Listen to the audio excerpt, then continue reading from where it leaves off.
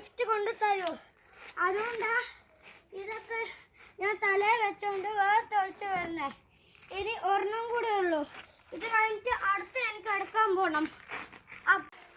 പുറത്ത് ഞങ്ങൾ പണിയെടുത്ത് വരുക. കണ്ടോ, ഇവൻ പണിയെടുത്ത് വേർത്തില്ല. കണ്ടോ, ഇവിടെയൊക്കെ ഞാൻ വേർത്തൊളിച്ചു. ഉടുപ്പേ കൂടെ വരെ പോകുന്നുണ്ട്. ഞാൻ വേർത്ത് ഒളിച്ചിരിക്കുക. ഇതൊക്കെ കാശ് എനിക്ക് തന്നെ. ഞാൻ ഇപ്പോൾ ചെറിയ കുട്ടിയാണ്. ഞാൻ ഒന്ന് ബിയിലാണ് പഠിക്കുന്നത്. അപ്പോൾ എനിക്ക് പണിയെടുക്കണം വിചാരിച്ച് ഞാൻ പണിയെടുത്തു. ഇപ്പോൾ അതുകൊണ്ട് ഞങ്ങളിപ്പോൾ വേർതിരിക്കുക.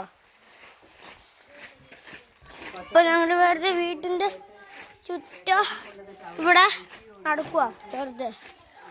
അയ്യോ, അവിടെ ഒരു പെണ്ണുണ്ട്. അതെൻ്റെ ചേച്ചിയാ. ഞാൻ വേർത്തൊളിച്ച് വന്നപ്പോൾ ആണ് ഇതൊക്കെ സംഭവിച്ചത്.